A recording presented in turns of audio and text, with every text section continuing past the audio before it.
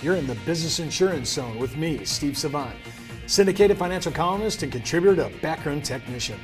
This week on The Biz, the Disability Insurance for Business series, our tribute to Disability Awareness, May 2013. And on today's show, key person disability insurance with nationally recognized DI expert Dan Steenerson. When it comes to life insurance, annuities, long-term care, disability, or group pension plans, we're the news you can use. Well, welcome everyone to the Business Insurance Zone. I'm your host, Steve Savant, and we're broadcasting to a nationwide audience of financial advisors. Sometimes people ask me, how big is it? Well, the people that are getting our feed direct in their email are 480,000 agents, and we're sitting there with about 165,000 page views a month from our complete distribution channels on our portals. So we're broadcasting, it's nationwide, actually, it's global. And think of this, shock value. Germany is our largest, outside the United States, our largest audience. I don't know why, but Deutschland über alles to you guys. Thank you very much. We're broadcasting right here in Fountain Hills, Arizona, home of America's largest fountain, and day 3, DI Dan Steenerson. Dan, I'm telling you, thanks for being here. Thank you. All that is DI in the business world and even individual, I mean, Dan knows it. #1 authority in DI in the United States, out on the street with our channels. Think about this. It is the forgotten insurance. Now, I was talking about regular DI, and I said that in last week. But this week, business DI must be really forgotten, right? Absolutely. And this is the area I'm so blown away because after yesterday's show, if you didn't hear yesterday's show on business overhead expense, I think you should watch this because you may say, I think that's my business building play. I think that's how I can expand my practice by going into a business owner on that issue alone. If you missed that show, actually, if you missed any of our shows this week, before you get to today, I want you to go back out to our site and watch them in chronology. I think your learning experience will be a lot better. And when you do that, just go out to thebiz.tv. Now, Dan, Yep. We're talking about, now we've talked about a little bit about business succession and some of those things. But key person, now I always think about DI, that's a great recruiting tool for benefits. It's a great employee retaining idea for a benefit. But when I talk about key person, man, I got people in my organization that if something happened to them, I would pay dearly. They're franchise players, they're rainmakers, they're my operational kingpin, they're the linchpin of my entire company. If they go down, and I'm not worried about the death benefit, I got the term on that, but when people don't die, and of course we don't want them to die, and we don't want them to get disabled either, but you're going to get disabled. The odds of being disabled versus dying is, I don't know what the number is, the odds are like 20-1. So when I look at that, I feel as a business owner, I want to not only protect myself, even if I'm the franchise, but I have to get my kingpins, my key people that are involved. And by the way, that's not just rainmakers. How about that gal that's running the show A to Z, and without her, you'd be dead. That's right. So let's talk about key person and really hone in on why this is so important and why it plays so well when you're doing total business planning. Right. Well, first of all, if you're a producer and you're selling life insurance with Keyman, this product should follow right in the wake of that sale because it's pretty much the same except you don't die. Now, when it comes to key person, it's always about the guy that has the secret sauce, the person that was indispensable to that business itself. If they become disabled, sick or hurt, cannot return back to work, then what happens is that the carrier will come in and indemnify the company. Remember, the benefit always goes to the company, not to the insured. So let's just walk through this. I might have several key people, and I'm assuming there's no issues there. To a certain degree. Well, let's go to the edge here for a moment. Sure. All right. To a certain degree means, what's my limitation? Well, the question would be, how many people in that business really knows the secret sauce? So let's say I have a person that's secret sauce in regards to bringing revenue in. Yes. And I have another one that's operations, and without that person, I'm dead. I have to have that person. Could be a possibility, yes. And thirdly, let's say I have another person that's running another aspect of our show that is not really known. It seems to be back in the unseen world of my firm, but it really happens to just be the linchpin of the entire operation. Yeah. So can I take care of all three of those? Potentially you can. It's generally not a product that you're going to want to sell to a business owner, only because the benefits that are generated or derived from that policy, what are you going to do with that? You're going to take those benefits and you're going to turn around and you're going to hire a recruiter, you're going to fly people in to interview, you're going to put them up at the hotel, and you're going to use that benefit to pay their salary maybe for the first year or so. Yeah, I'm thinking of a person who really is dependent on, let's say in my example, I had 3 key people in this organization. Those 3 people, one of those people go down. Now, just like you said, well, now I got to spend money. I got to go out and recruit again. I got to pay a headhunter. Okay, so I'm out money on that. That's right. I finally go through the interview process. That takes time and money. Yep. Now I finally decide on somebody. I offer him or her the job, they accept. Yes. Now I got a learning curve training issue going on at the front end. That's right. My acquisition costs for one of my 3 people going down on a disability is enormous. That's right.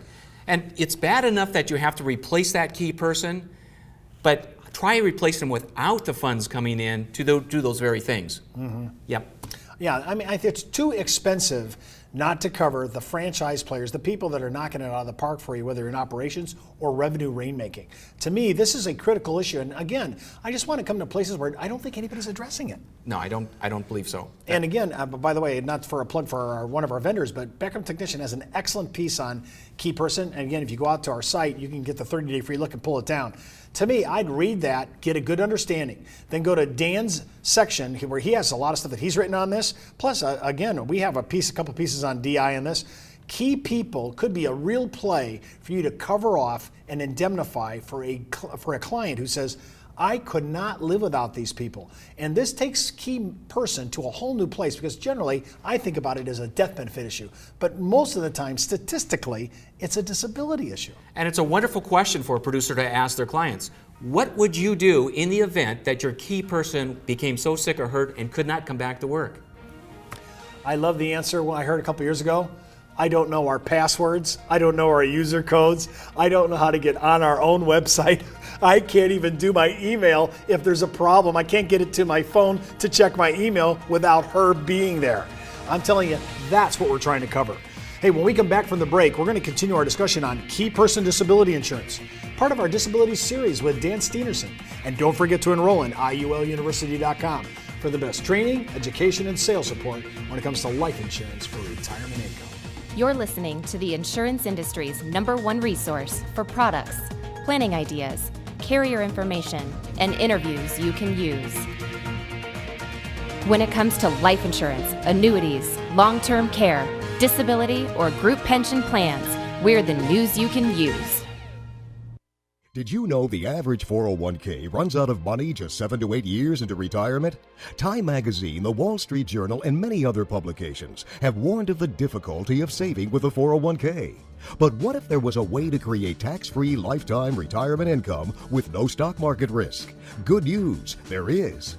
You know, living in fear of the next market dive is not the way I want to live my life. Why would I go out there and take on risk when I don't need to? I have a lot less stress knowing I can't lose any more of my retirement savings in the stock market. Call now to receive your free, no-obligation analysis of what this retirement vehicle could do for you, a comparison to your current retirement plan, and a free video that explains this exciting opportunity. Start planning a retirement you can enjoy instead of worrying about future tax increases and stock market losses. Creating income that will last your entire life is the most important thing you'll ever do. Take control of your future. Call now for your free analysis, comparison, and video. Well, welcome back to the Business Insurance Zone. I'm Steve Savant with Dan Steenerson. And remember, you can order today's materials at thebiz.tv. And while you're out there, click on the Beckham Technician icon for your 30-day free trial offer. You could see everything we're talking about DI. I have so much out there on that. It's unbelievable. And most of you know by now, I'm one of the contributing authors to it. It is a great issue for you for sales support and supporting material for almost every financial planning scenario. And remember, before moving forward with anything we talk on the show, especially because we have been talking about deductions and so forth, always consult your tax advisor. And if you're FINRA licensed, always check in with your broker-dealer compliance officer before you use anything we're talking about. We're talking about personal DI. Key person DI. And it's all part of our disability insurance series for business. And I want to shift a little. We talked about this yesterday, but I want to get into this because I guess I was too narrow in my thinking on business loans. I think business loans, we're buying this company. Yes, we want to indemnify the person who we're buying it from and the person who's taking out the loan. In case something happens, the bank wants a backup. So we go to the life insurance. It's routine. I do it all day long. I've been doing this for 30 years. Now I'm thinking about loans from a disability point of view. Some of the banks, and I see this as a play to get into the banks as well. You said yesterday, and I was kind of shocked, that some banks don't even write it into their to their arrangement, which is shocking since DI, the actual statistical odds of getting disabled rather than dying are way higher. Absolutely. So I'm surprised that Yes. institution, and I think that's a play to go to a bank and say, the institutions I work for actually embed that in there. Yes. You know, to me, to be proactive and say, I'm here to educate. This is what's happening. Here's the statistics. Here's this. Business loans. I never think about DI in business loans. Well, and you know, you're really hitting on a very important point, and that is this. It's prospecting. What a wonderful way to develop a good source of leads by having a relationship with a bank.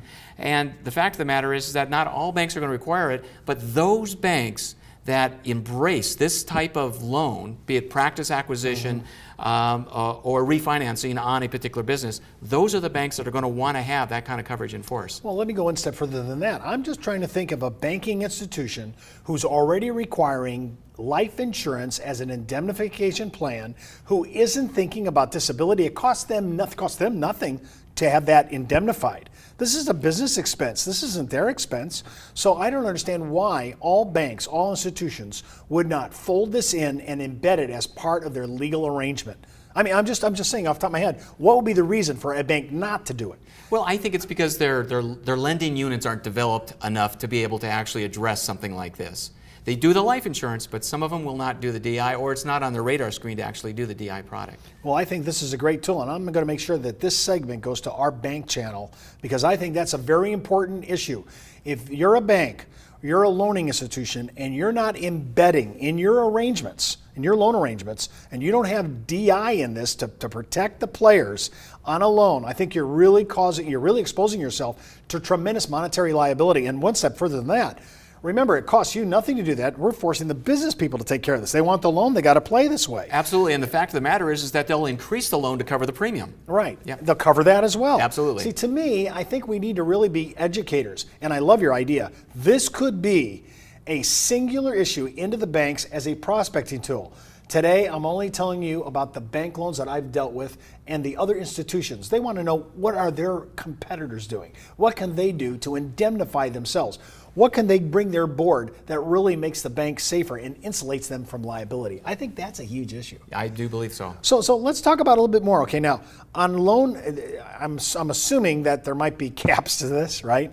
Well, you're talking about loan indemnification? Yeah. Yeah, well, the cap would be the actual loan itself, the dollar amount of the loan. So what's your biggest one you've ever seen? Has it been Colosso? Oh, millions, $5 million. What would you, I know this is hard to say, but what's a percentage to indemnify $1 million loan, right, bank loan, what kind of money? I know it's age and specific and so forth, but just as a rule of thumb. You know, you might be looking at, for $1 million, somebody in their 40s, somewhere around $35,000, $4,000 a year in annual premium. And again, that can be stacked on top of the loan during the loan provision, right? That's right.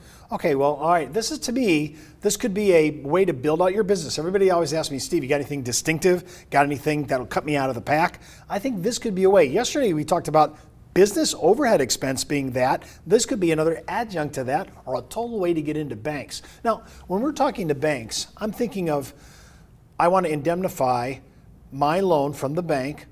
I'm going to indemnify the loan. I'm already telling them I'm indemnifying myself, my key people. That can't hurt your loan when you see all this covered. Not at all. To me, people ought to bring that in their loan. When they bring up not only their balance sheet, they should say, here are all the all-in indemnification scenarios I have on the books. I like what you've just said. And the reason why I like what you said is because what you're doing is you're demonstrating to the banker themselves, as well as the other people that you're trying to create a relationship with in that bank, the fact that you've done your homework. Your client has done their homework. They're well prepared, which lends the credibility of maybe qualified for the loan. Yeah, I think if I'm a banker, I'm just trying to be the banker for a moment. I got business overhead. I got key personnel insurance out. Now I'm getting loan, and my client has his own individual DI. This guy's covered whether he's dead or he's disabled. I love it. Yep. To me, that is the all-in scenario. When I think about, and I have this article coming out in May, buy term, but spend the difference on DI. I think that's the way to go. And remember, we're in a business scenario. This could be deductible depending upon how creative your client, your CPA is, or as Marcy said last week, the recharacterization of how you present it. I love that There word. you go. Recharacterization. Remember, you can watch all our shows this week on Business DI by going out to our website at thebiz.tv, and you can follow me on Twitter, Facebook, LinkedIn, Pinterest, and Google+. Well, that's the Buzz on the Biz for today. You've been in the zone, the business insurance zone. You're listening to the insurance industry's #1 resource for products, planning ideas, carrier information, and interviews you can use. When it comes to life insurance, annuities, long-term care, disability, or group pension plans, we're the news you can use.